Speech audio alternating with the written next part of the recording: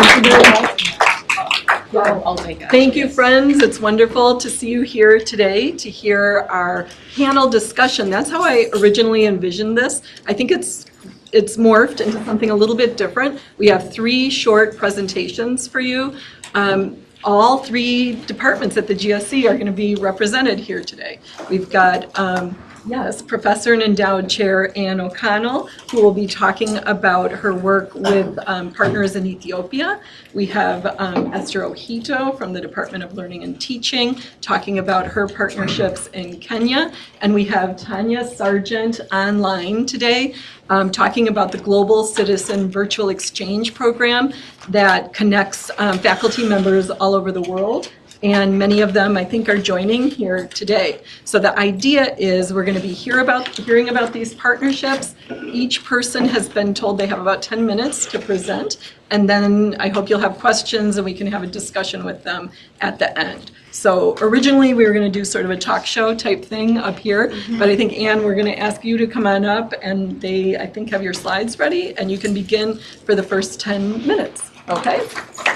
We did hear Anne talk about her project, and her colleague, Dr. Casa, was here just recently. So thank you. Oh, thanks so much. Hi, everyone, and thank you, Mary, for pulling us all together, and to the ESAC for organizing all these lunch and learns for us.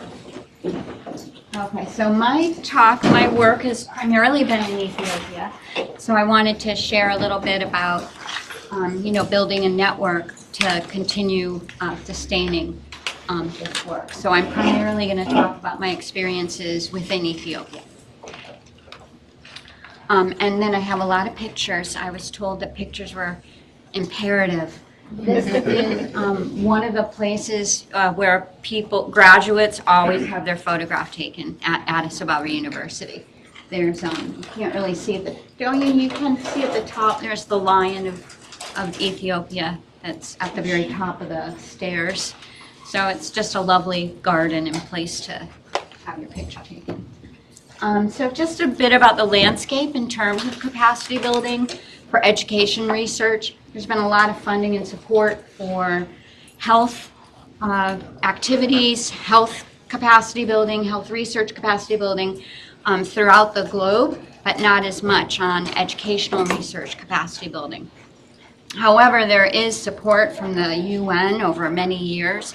The 2030 Agenda for Sustainable Development clearly highlights the importance of health and education, and that's particularly focusing on high poverty areas of the world, of which Ethiopia would be one of those areas.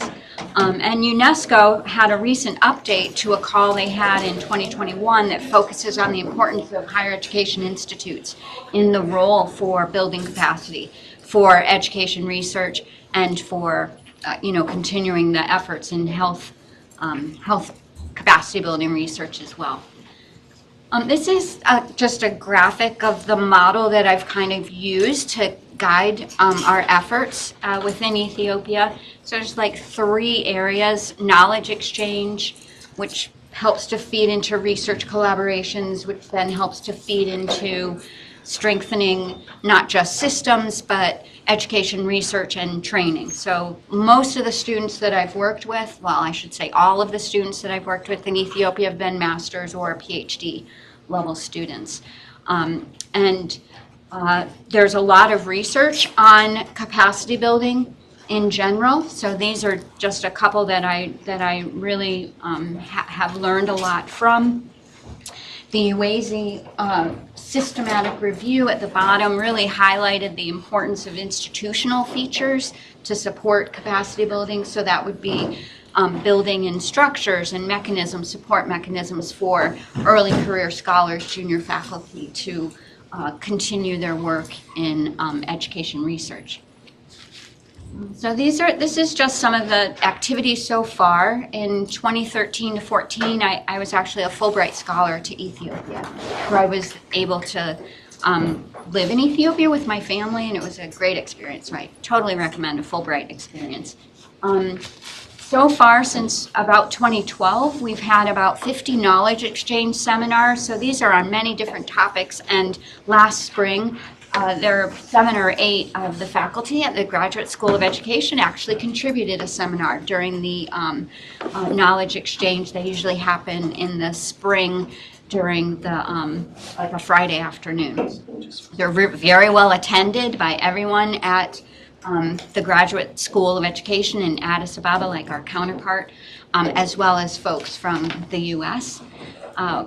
We've done an awful lot of modular workshops, so these could span from 2 weeks, 1 week, a couple days. Some of them are online. A lot of them have been in person. And I'm a quantitative researcher, so most of the modular workshops that I've organized and invited other people to share their expertise on have been in quantitative areas like sampling, power analysis, structural equation modeling, multi-level modeling, regression, ANOVA, all the stuff that all of us know and love. Also, we've had some workshops. I had graduate students come with me to Ethiopia to give workshops on SPSS and R, and also help with some of the other modular workshops. So there's a lot of opportunity, I think, for not just faculty, but for graduate students also to share their expertise. We've hosted many Ethiopian scholars in the U.S. Actually, I shouldn't say many, I'm just saying many times. We've hosted a group of Ethiopian scholars in the U.S. Most recently, as Mary mentioned, I had one colleague during AERA, and then he spent the week here at Rutgers to get to know the faculty and Rutgers Global and our leadership here in the college. A lot of that hosting, we've had sabbaticals for some of the scholars from Ethiopia. We've had some of the Ethiopian faculty teach, and at least at Ohio State in the American language program. So there's also opportunities to really contribute to the rhythm of faculty life, not just through the expertise they share, but in meeting with students and working with students. They've also hosted several U.S. faculty and students. This has typically taken the form of, not just the workshops and other things that we've done, but cultural exchange and getting to know the country, visiting schools, visiting non-governmental organizations, really seeing what daily life is for both faculty and students in Ethiopia. We've had a lot of joint conference presentations, both for conferences in the U.S. and for conferences in Africa and Ethiopia in general, on a host of topics. Most of those, as I mentioned, have been like quantitative in general, data use, evidence use. We've done some research on early childhood education. We had a joint research project that looked at examining teacher quality through a teacher observation tool and how that was linked to, there's actually 3 levels of kindergarten training in the Ethiopian education system, so how the teacher quality behaviors in the classroom were connected to student outcomes. We've done a little bit of work with national assessments and the testing system, which I would describe as weaker than what we have here in the U.S. And that data, especially during COVID and some of the civil unrest in Ethiopia, has really fallen behind in terms of coverage and access. So that's still an important need. Most of this started, I've also done a methods needs assessment to kind of gauge where the students and faculty, because a lot of the students that were in the workshops that we've done or the knowledge exchange are faculty also teaching at Addis Ababa University. So this needs assessment really provided some structure to what we wanted to do, the content of what we wanted to do in the future.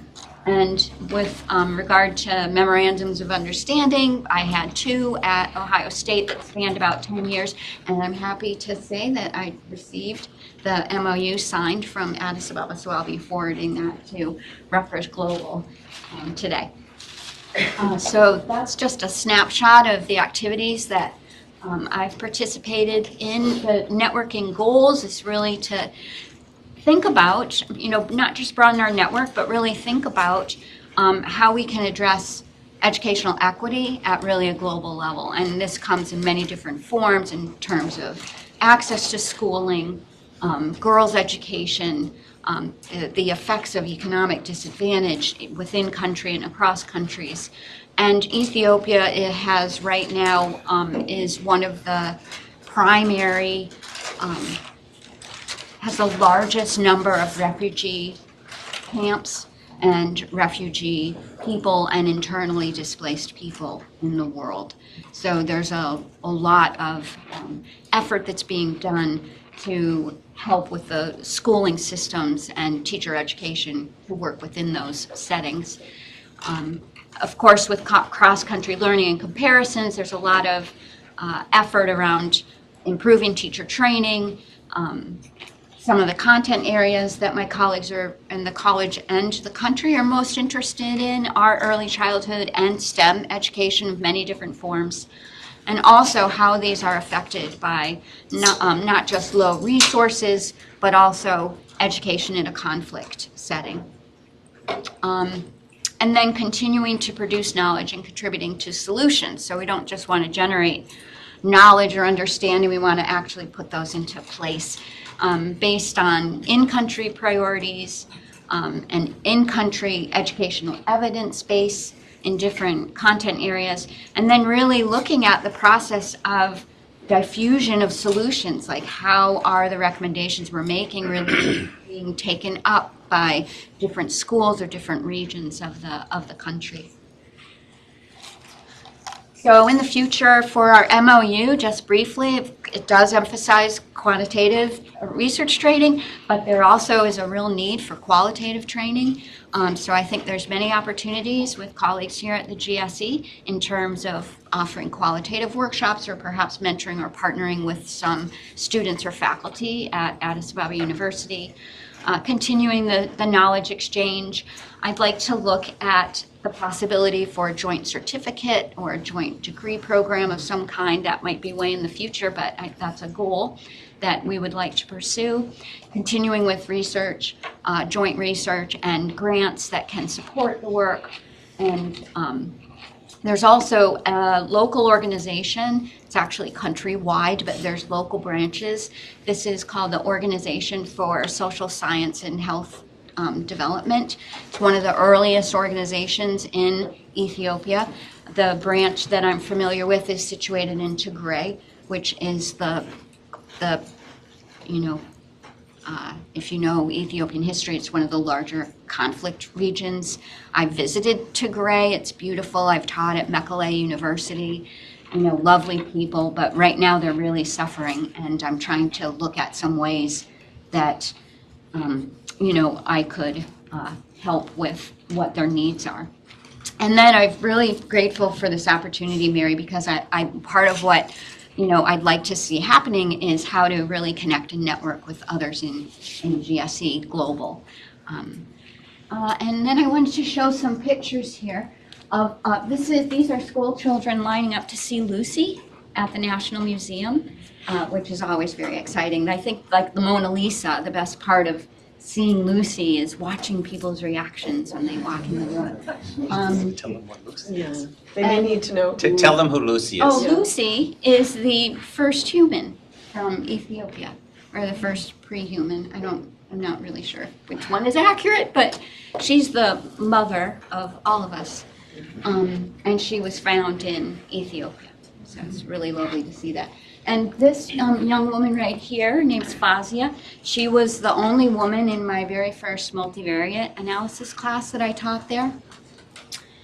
And I have now become very, very good friends with her. She was one of the first Mandela scholars from Ethiopia. And I'll get choked up when I say this, but I actually walked her down the aisle when she got married. So anyway, so that's the future, my vision, and I hope you all want to join me. I think we'll wait for questions to the end, so we'll ask Dr. Ohito to come up now. Thank you so much. So wonderful to hear of the tight relationships you've been able to form over the years.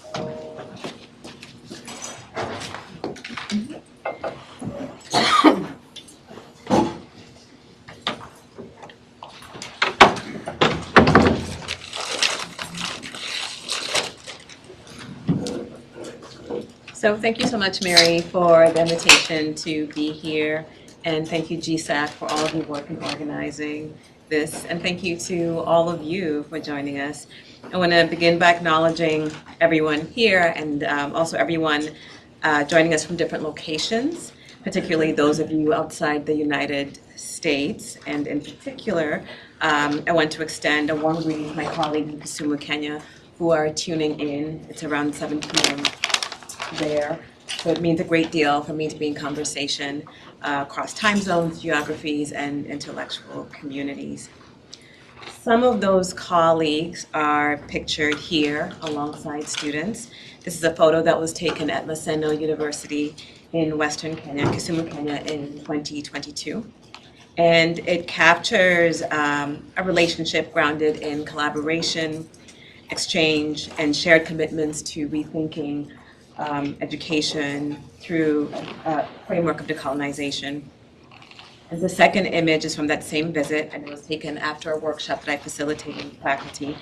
And what stays with me about that day is not just the formal work that we did, but the conversations that extended beyond it, which were about language, history, pedagogy, and what it means to teach toward justice in ways that are locally grounded but globally resonant.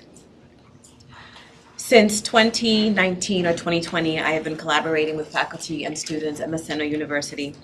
And today I want to share one strand of that work, which centers on Luo epistemologies, forms of knowledge rooted in oral traditions, language, and spirituality, and how these offer living resources for advancing social justice education and planetary well-being. The Luo are an ethno-linguistic group primarily located in Western Kenya, what we call Luo land, with communities across East and Central Africa, including Tanzania, the Democratic Republic of the Congo, and also Ethiopia. Luo knowledge systems are deeply embedded in oral traditions, so stories, proverbs, and songs are very important to us, particularly in our language, the Luo language, known as the Luo. So the questions that are guiding this particular project are, how can Luo oral traditions function as educational tools for social justice? And how can decolonizing pedagogies grounded in the Luo language, affirm cultural identity while also contributing to planetary well-being? So this work is anchored in is grounded in a couple of anchoring premises. And first, the idea that decolonization is not only intellectual, it is personal, spiritual, and embodied. Fatima Asghar reminds us that it involves untangling inherited ways of being and thinking, and learning from ancestral histories, not just to remember, but to transform our lives. Decolonization in this sense is something that moves through the body, through memory, and across generations. And second, the idea that education itself has historically functioned as a colonial project. Guerra Asante notes that colonial systems do not simply dominate materially, they also dominate in embodied ways. They shape whose stories are told and how those stories are told, whose lives are deemed meaningful, whose futures are imaginable, and how so. And so to teach is always to contend with these histories of erasure and possibility. And more broadly, to be engaged in education is always to contend with those histories of erasure and possibility. So to contextualize Luo philosophies of knowledge and justice, I want to talk about how these matter for the Luo people. And so for us, justice is not abstract, it is lived. It's enacted in relationships between people, with the land, with spiritual worlds, and across time. Historian Bethel Ogot reminds us that oral traditions are not just cultural artifacts. They are repositories of historical and moral reasoning.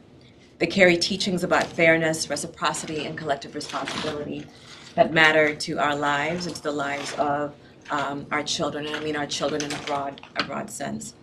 This aligns with insights from thinkers like Frantz Fanon, who talks about speaking as not to assume a culture.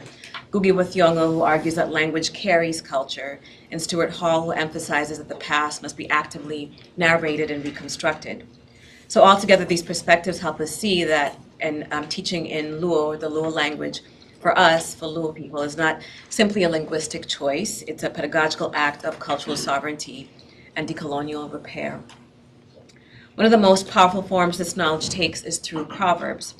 So proverbs distill generations of ethical reasoning into concise, vivid language And they function for us as what I think of as microcurricula, so portable, memorable, and deeply instructive. And I'm sharing with you here just a few proverbs that speak to how we orient ourselves in the world as Luo people. So the first one is Pinyokwang ni Gidano, which means the world belongs to the people. And this is a proverb that is meant to teach shared responsibility for the earth and for equitable access to resources. Another one is Wothkingato o Wothka Gikende, which means walking with others is not the same as walking alone, and that underscores the importance of interdependence. And these are not just sayings, they are ethical frameworks for living and for learning. And so from here, we begin to think from the local to the global. Luo epistemologies, or Luo ways of knowing, extend the logic of justice beyond human relationships to include the earth itself. So the idea that the world belongs to people is not about ownership or possession, but about kinship and stewardship. When we revitalize indigenous languages and oral traditions in education, we are not only preserving culture, we are teaching ways of thinking that are relational, sustainable, and oriented toward collective well-being. And there are several global implications for this. Educationally, this work of revitalizing indigenous languages and oral traditions calls for decolonizing curricula and honoring linguistic diversity. Socially, it invites us to build empathy, solidarity, and more equitable forms of relation, not just in theory, but in practice. And environmentally, it centers ancestral ethics, so notions like balance, reciprocity, and restraint as necessary for addressing planetary crises. So I want to close with a Luo proverb, Jidinyime Kodwachki, which means that people live on through their words.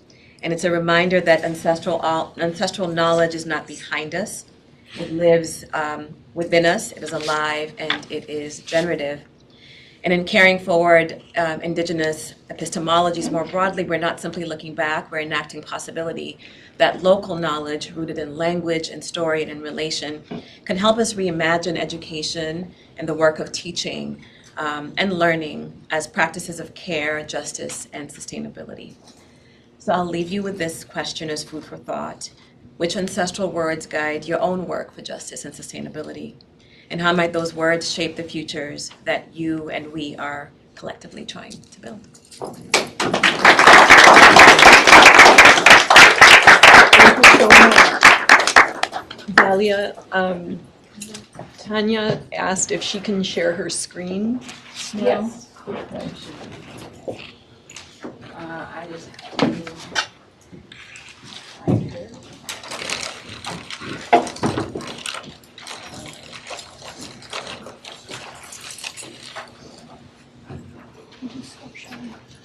Oh, yes. Tanya, you can share your screen, and I'll, there we go.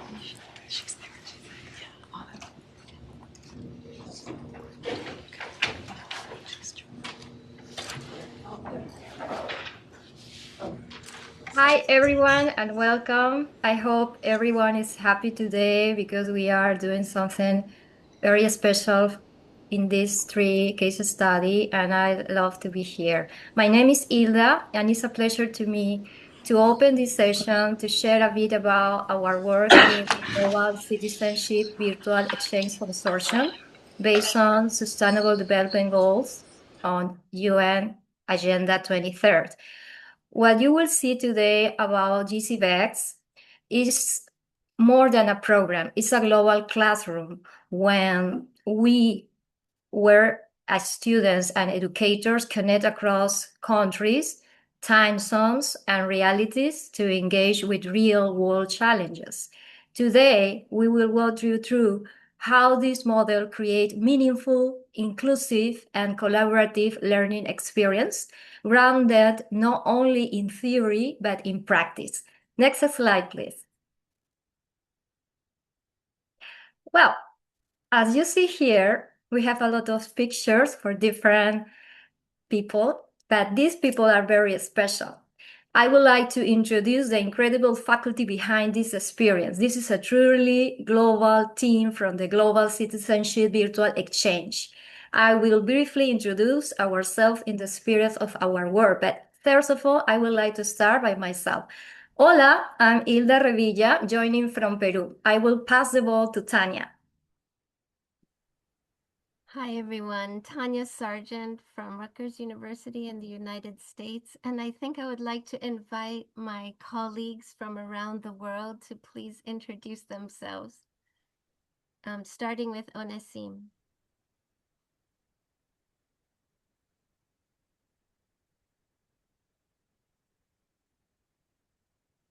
Anesimi, you can open your microphone.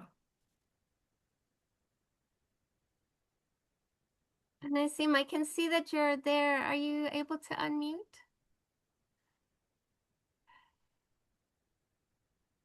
Okay, maybe we can come Can back. you hear me? Yes. Okay. I was struggling to open my mic, but yeah, now it's okay.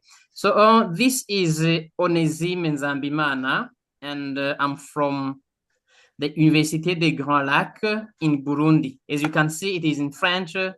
Then that is simply because we are French speakers. We will continue with Jessica.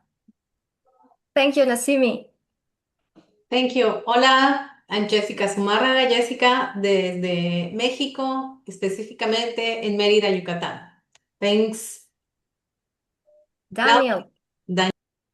Yes, my name is Daniel Otieno, and I'm very happy to hear my language being spoken in Rutgers. So let me say, Amosi Nyaturwa to Our Lady from Rutgers. Thank you very much. Thank you, Daniel. Now, Professor Babatunde, all the love from Nigeria. Babatunde from Nigeria. I'm glad to join my friends, my family on this great presentation from Nigeria. And we're glad to be part of this exchange.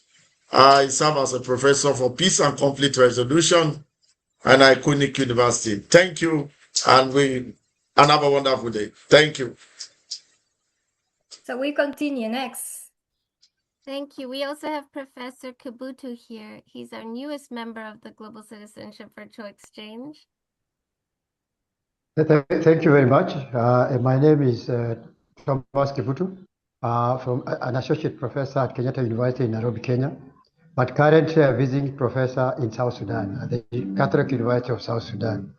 I'm very happy to be here and to be the newest member in this group. Thank you very much. Thanks so much for joining us. And we also have Mary Curran, who is there. Onesim. As you have heard, we are on this platform, and then we have things that we are doing, but we cannot do things without having goals. That is the reason why I have set our goals, which is to promote global citizenship education. Through this, of course, we have to build peace and international friendship. That is what we have been doing during this time. There is seeing the world through others' eyes. That is just to understand other people just by putting ourselves in their shoes. Cultivating global awareness, working to eliminate prejudice, amplifying voices from the global south, building global and intellectual competence, and then celebrating linguistic diversity, as well as offering opportunity to practice English. As I've said myself, I'm from a French-speaking country, then I shall be allowed also to speak French sometimes, so that I can also use my own language. Thank you very much, and these are the goals of our consortium. Thanks so much. The work of the GCVEX Consortium is inspired by decolonial theoretical frameworks and critical global citizenship education, including the work of Arturo Escobar, Design for the Pluriverse, De Souza Santos, Epistemology of the South and Ecologies of Knowledge, and Critical Virtual Exchange, which emphasizes promoting accessibility, the inclusion of underrepresented learners, an emphasis on public engagement, and the critical analysis of power, language, and inequality. We are also inspired by the work of Vanessa Andriotti in Global Citizenship Education Otherwise. And key principles that guide our work include the cultivation of a deep awareness of global structural inequality, the disruption of Eurocentrism, the incorporation of epistemologies and cosmologies from the global south, and also a deep sense of our global oneness. Yeah, so at DCVEX, inclusion is how we show up every day. As you read here, we design with intention, trying to respecting time zones, cultural and access needs, so participation is truly global. We embrace, for instance, linguistic diversity and practical cultural humility, creating spaces for every voice. As you see, we are from different countries and we speak in our 10 languages, French, Spanish, sometimes Chinese, and we try to learn and exchange some languages. And ultimately, we focus on full participation so everyone, including students with disabilities, can engage in a meaningful way. So I will pass the ball to Jessica. Thank you. Well, it has been a process of growth and learning through which we have come to understand the best ways to lead activities and interactions with each other as faculty and students. During the very first exchange, we had a wide-ranging discussion about global education and how globalization is applied to the local curriculum. During the second exchange, we explored digital skills and artificial intelligence, as well as how to connect them to our daily lives. After these experiences, we were inspired by the Sustainable Development Goals. Under the slogan, Local Planned Global Lessons, we promoted the SDG 15. And this exchange planted the seed for our current approach. We invite panelists from around the world to share their expertise. And in the breakout rooms, we exchange traditions, perspectives, and different ways of living and applying them. So in this context, in the fall of 2025, while exploring SDG 15, we formed strong connections with each other and engaged with the cause by taking and documenting actions such as hiking or walking in nature, planting a plant inside homes, hugging abuelito trees. For this activity, participants had to pick an ancient tree to hug. And these are some of the pictures of our students. Our students took of themselves. So for me, it has been a wonderful experience, and it has made me and my students, because they had let me know, we have felt embraced and warmed by people from different parts of the world. So thank you. Professor Babatunde. Yeah, thank you very much. We just finished the latest collaboration we have done, which is peace and justice. This is assisting the United Nations SDG goals. And the goal is to promote peace and inclusive societies for sustainable development, providing access to justice for all, and build effective and accountable and inclusive institutions at all levels. And I think this is the right time because of what the world is going through, the global crisis. We have some wonderful panelists, and it was great talking to them. We had Dr. Paulo, Liz Cano, and Dr. Onisime, and it was great. We had 4 panelists, and we had the time to talk and discuss about what justice and peace is, particularly in the context of different countries and communities. And then we had group pictures together. This picture shows everyone writing a quote about what justice or peace is all about. And I wish that we have more time to look at the different quotes. They are very weighty and very impactful. Thank you very much. Thank you. And the activities that we engage in the exchange are both synchronous and asynchronous. So in the last exchange, we had our students introducing themselves through videos and Padlet activities. Then we had a panel of expert speakers talking about the issue of peace, and students participated in this as well.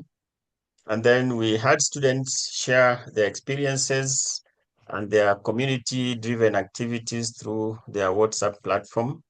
After that, they designed small action-oriented activities to bring about peace and change in their communities, which was followed by picture sharing, and students shared their progress in their simple community-based projects through their WhatsApp group. And finally, we had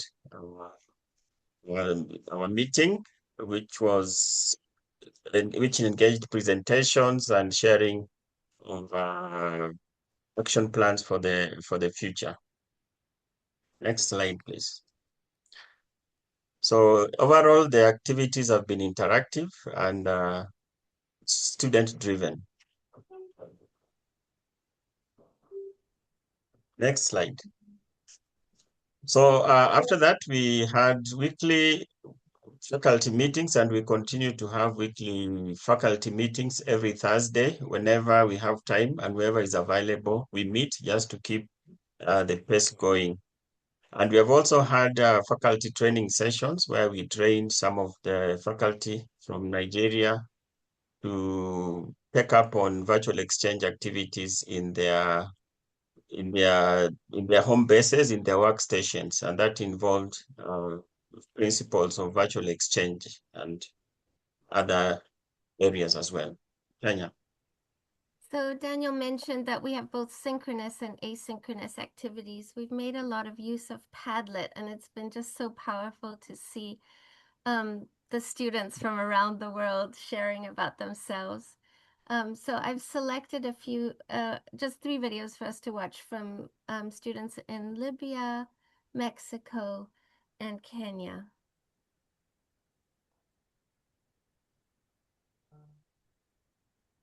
My name is Adam Baoud. I'm 21 years old. I'm a Libyan student currently studying software engineering at Libya International University. Some of my hobbies, I do love playing sports, mostly basketball. I do play soccer or football. I play a lot of video games. I do love playing Valorant. This is my first time participating in a virtual exchange program. So I hope I could represent Libya as best as possible, and I can't wait to meet you guys.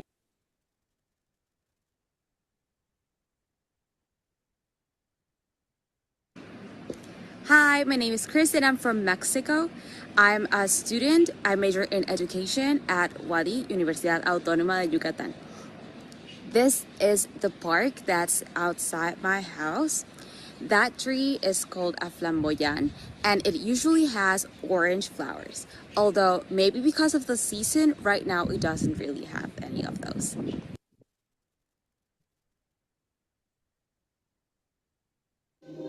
Hello, I'm Hilary Vikasi. I live in Nairobi, Kenya.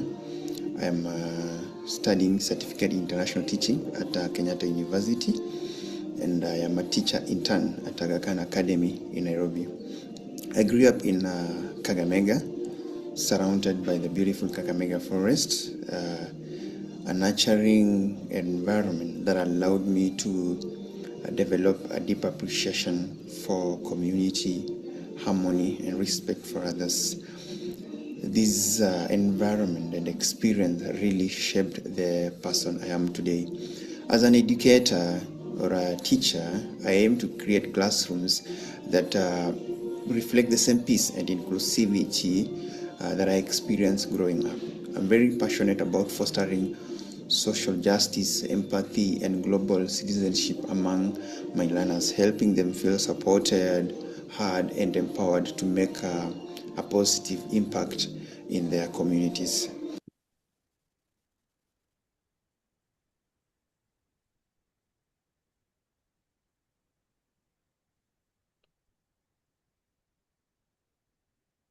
So thank you everybody for listening to our presentation. Sorry if we went over time. If you're interested in joining future exchanges and bringing your students from around the world to our exchange, you can join our WhatsApp community, and we will be posting announcements there for upcoming exchanges. Thank you so much.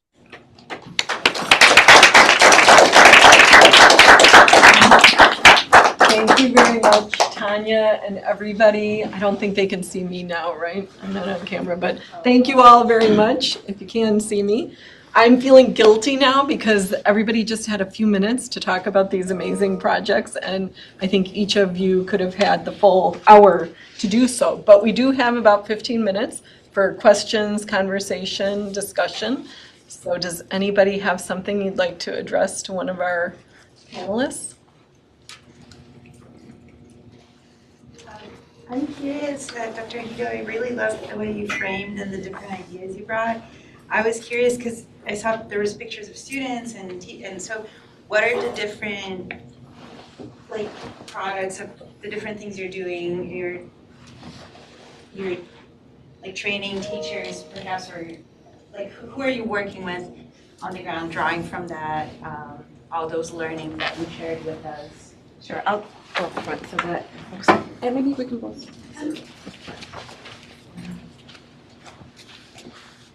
So I heard your question as who are the folks in essentially the learning community or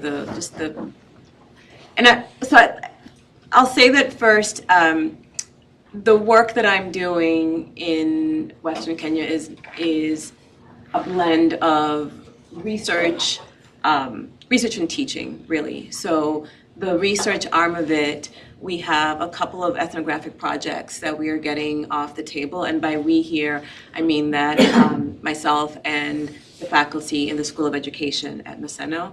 And my primary research partner is the Dean of the School of Ed there, Maureen Olel, who I see somewhere. I saw her on Zoom. Maureen, if you're there, we're saying hello. I don't know if you're there, say hello. Okay, well, she's up there, as well as a few other Kenyan colleagues who are up there as well. So we have a research arm and we have a couple of ethnographic projects that we're doing that involve, in many ways, looking at Luo traditions and Luo literatures and finding ways to both preserve them and translate them into curriculum that can be used in local schools. So that's one arm of the work. The second arm of the work is around teaching, and that's where I engage in workshops with faculty. So we've done workshops around professional development. We're actually currently on the tail end of an edited volume that we've been working on that's titled Social Justice in the Mother Tongue.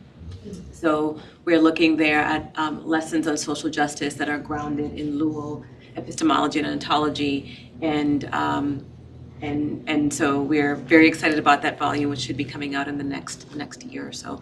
So we're working both within the university and outside of the university in terms of ethnographic work. Thank you. Other questions, comments? I'm curious, and this is sort of broadly to everyone, given the sort of political climate in the U.S. and other countries, rise in fascism. So, how has that been impacting the ability to work, to discuss? I know that in the U.S. there are certain things are harder to discuss publicly. There are possible risks to some people of raising issues, and I'm wondering, what is it like in other countries? Have you sort of faced that, and how have you navigated that? It's a good question. I don't know if I want to make sure people online can answer too. I know both of our projects were impacted by people not able to get visas to even come here when they had letters of invitation, funding, etc. So that's one thing. I would add that, sorry. Yeah, maybe. Did someone want to say something? There might be a delay. You mean the people online, you mean? Right, yeah. You couldn't hear me. I haven't felt any necessarily effects for this work, but what I do love about with my colleagues around the world is we really get to hear about the different situations in other parts of the world and the difficulties that people are facing. I was ashamed to know, I spoke to one faculty meeting that we had on a Thursday morning. Professor Babatunde was telling me, oh, the US just bombed Sokoto and he's from Sokoto. I'm like, what? I didn't even know that. So it's like you get to hear what's going on in the world. Sometimes I feel like the news here, I don't get a whole global picture. I would add to that in Ethiopia, USAID was the largest provider of food. And so that's been completely cut off, and that's contributed obviously to people's health and well-being, but it also affects schooling and education, and particularly, vulnerable children. So the loss of USAID has been enormous.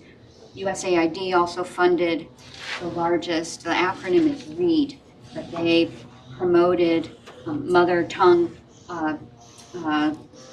creation of books for instruction in different mother tongue languages. So they were really very important to that. So that project finished probably about 2 years ago. But, so that's not moving forward. That was a huge loss, all of that knowledge.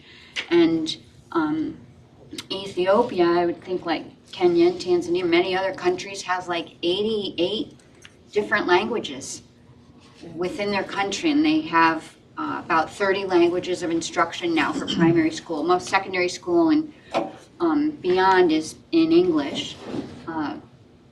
But I think the loss of USAID has been enormous, and people will be feeling that for a long, long time. And I would add to that as well, the shattering and shuttering of the Department of Ed has also had significant implications. So Department of Ed maybe still houses the Fulbright program, which had different arms within it. And the arm of the Fulbright program that worked on, or that offered funding opportunities for study abroad, group projects, things of that nature, no longer is functional, essentially. And so those of us who were hoping to get funding to take students from the US to abroad, or bring folks from abroad here under that entity, no longer have that resource. And there just aren't a lot of resources that are available for this type of work more generally. So that's really difficult. And then, on top of that, so the Department of Ed has been shuttered and shattered. The Carnegie Foundation used to offer also a significant amount of funding, and that has also been narrowed. And then layer that on top of the political climate. So for an example would be my colleague Maureen at Maseno and I got funding to go to a conference in Canada, and she was not able to get the visa for it, even though the funding was available. So all these things become very imbricated and essentially create all kinds of barriers and obstacles that are very difficult to navigate, and that make doing this kind of work in this moment very, very, very, very challenging, if not impossible. Yeah, I can add to that too. I think the real loss of Fulbright, because I think there are some programs for Fulbright US scholars to travel abroad, but it's the student Fulbrights and it's Fulbrights for having people come to the US that have been really seriously damaged. And the student that I pointed out, Fazia, who was one of the first Mandela scholars, this was a program that Obama had started. I think it's called the Washington Mandela Scholars Program, but that's been seriously affected too. So those brought the best and brightest of, from all countries to the U.S. for like 6 weeks at Syracuse or 6 weeks at another university. Rutgers had that program as well. That's a huge loss in terms of building capacity, building partnerships, relationships. There's just so much. And, at first people thought the administration decisions were, funny. Oh, he's doing this, he's doing that. But no, over time, it's not funny. People are really suffering. Here in the U.S., and abroad. Kevin? All right. I'm curious to hear from folks in the Citizen Global Exchange group. How, if at all, do you deal with the U.S.'s role in creating so much instability throughout the globe in your conversations? Do you all talk about the role that the U.S. plays in destabilizing other nations and causing crises?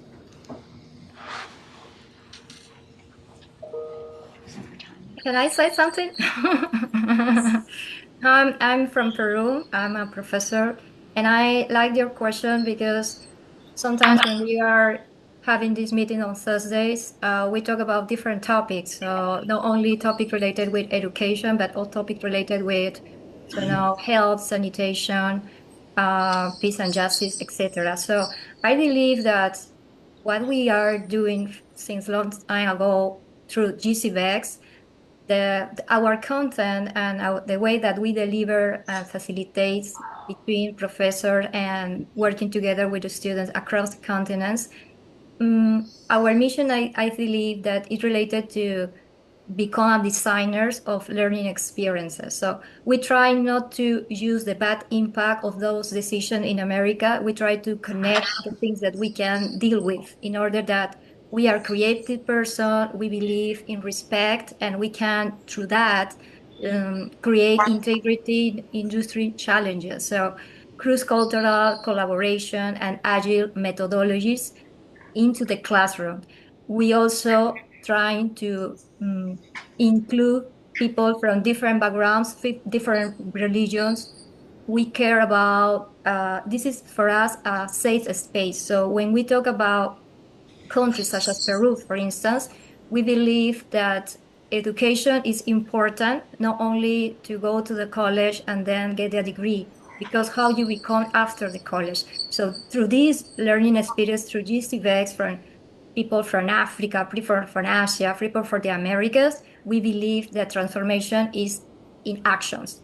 And we speak different languages. And sometimes my students from Peru, they speak English, but not all the people speak English in a very good way, right? So we transform the communication skill to the GCVEX.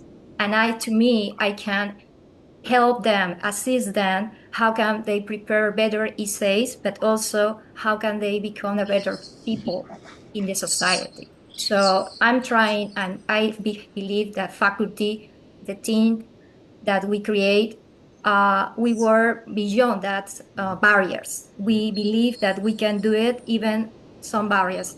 In my base, I work with women in STEM and entrepreneurship and startups. And through that, I learned a lot of agilist methodologies. And I try to bring those to different arenas, try education and to projects. And when I talk with my classmates like Tanja, Jessica, Professor Babatunde, Daniel, Onesimi, and so more, we try to help our different background and create something new. So I believe the glass is full rather than it is empty.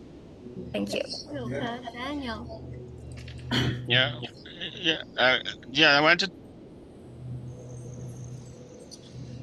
You cut out, your sound cut out. The exchange of facilitators, and one of the techniques we use is multi-partiality, especially when it comes to navigating this kind of hot, controversial topics that can have potential of stirring up different feelings, different emotions, sometimes can become murky. But when they arise, we don't stifle the discussion. When students want to discuss this kind of topics, we give them a space where they can do it. What we emphasize is respect amongst participants. We emphasize tolerance, and by tolerance doesn't mean that they have to agree or accept different points of view. And I think the underlying point is just to make the students know that they don't have to agree with everyone. They are free to disagree, but disagree in a respectful manner. And so they can hold whichever opinion they have, but that doesn't mean that it should be a point of conflict or disrespect amongst themselves. Yeah. Thanks so much, Daniel. I wonder if Professor Babatunde or Onasim would like to say something. I think Professor Babatunde dropped off for a minute, but Onasim.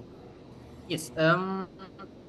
Actually, when we are dealing with such topics, we have to be somehow cautious, because we are trying first to make people understand each other. So there are some of the issues that we may not create. Sometimes you may need to resolve a conflict or a problem, and then you create another one. But then we have to pay attention to make sure that whatever we are doing, especially with our students, Dr. Daniel was talking about tolerance. Of course, they need to learn about tolerance, but when they are learning about it, first of all, we need to show them that we are tolerant ourselves.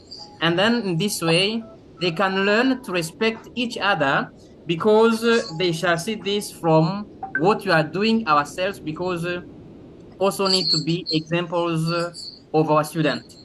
In this way, seeing that we live in environment or culture as well, we may have some things we do not understand from each other. Like in my country, sometimes we may have misunderstanding between the different ethnies in the country, but we can talk about it, but showing that we are also tolerant about other people's ideas. This can help our students then to learn how to be tolerant. Thank you very much. I think we're out of time, right? But if Professor Babatunde could say 2 words, and then maybe. All right. I just want to refer quickly to what one of our students, I think from United States, showed us during the last exchange. The 5 fingers like this. When you look at it from the front, you won't see the nails. But when you turn from the back, you will see the nail. So depending on where you are viewing the fingers from, and if we learn to accept each other's view, your views may not be correct, your views may not be right, depending on where you are looking at. If you look at my fingers from here, you will see my nail, but I am seeing my nail. So when I say I have nails, and you said I don't have nail, I'm correct, and you are correct. And if we learn to respect each other's view, we can have a successful exchange. Thank you very much. Thank you. I think that's a wonderful. I just want to say that I know that Tanja Sargent would be thrilled if any of you wanted to include a virtual exchange in a class that you're teaching. So you can reach out to her about that if you're interested. And then I want to thank Dr. Ohito, O'Connell, Sargent, and all of our guests from around the world. Thank you very much for being here today. We really appreciated it. And thank you all.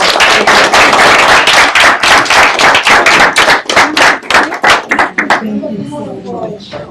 Wonderful to hear. And really, should have had very full lunch just to focus on this worked actually I think it was better together. Yeah, I like how this worked. We even